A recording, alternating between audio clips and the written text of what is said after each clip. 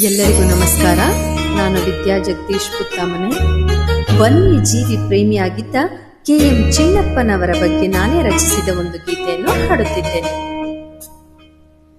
ಕಾಡನ್ನು ಉಳಿಸಲು ಎಂದೋ ನೀವು ಶ್ರಮಿಸಿದಿರಿ, ನಿಮ್ಮ ಆ ಗುರಿಯನ್ನು ಮುಟ್ಟಿದಿರಿ. ಕಾಡನ್ನು ಉಳಿಸಲು ಎಂದೋ ನೀವು ಶ್ರಮಿಸಿದಿರಿ,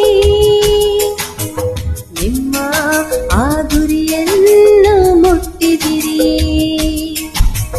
ವನದಲ್ಲಿ ಹಸಿರಿನ ಚಿಲುಮೆಯ ನೀವು ತಂದಿರಾ, ಜೀವ ಸಂಕುಲದ ರಕ್ಷಣೆ ಮಾಡಿ ಹೆತ್ತಿದಿರಾ. ಕೇಳಿ ಓ ಕೇಳಿ ನನ್ನ ಗೆಳೆಯರೇ, ಚಿನ್ನಪ್ಪನವರ ಸಾಧನೆ ಮರೆಯದಿರಿ.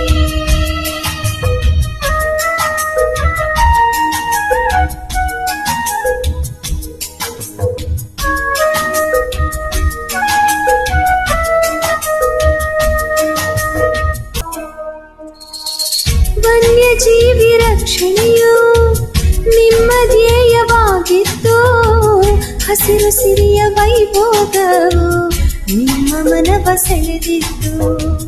ನಿಮ್ಮ ಬಾಳ ಪಯಣದಲ್ಲಿ ಕಲಿತ ಪಾಠ ನೂರಾರು, ಕಾಡಿಗಾಗಿ ನಿಮ್ಮ ನಿಲುವು ಮಾಡಿದ್ದೀರಿ ಹಲವಾರು.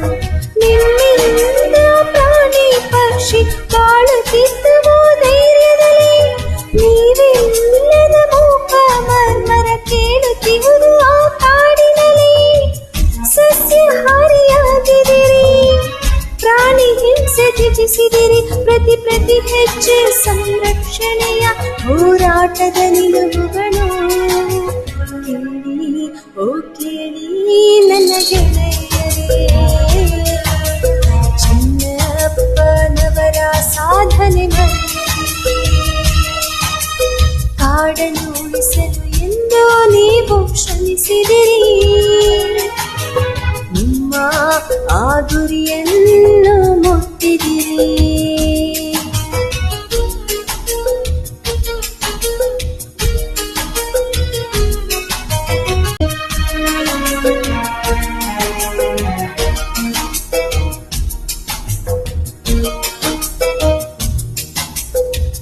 ಜೀವನದ ಪ್ರತಿ ಕ್ಷಣವೂ ಕಾಡಿಗಾಗಿ ಮುಡಿಪಿಟ್ಟು, ನಾಗರ ಹೊಳೆಯೆಂಬ ವನವ ಉಳಿಸಿದ್ದೀರಿ ಶ್ರಮಪಟ್ಟು.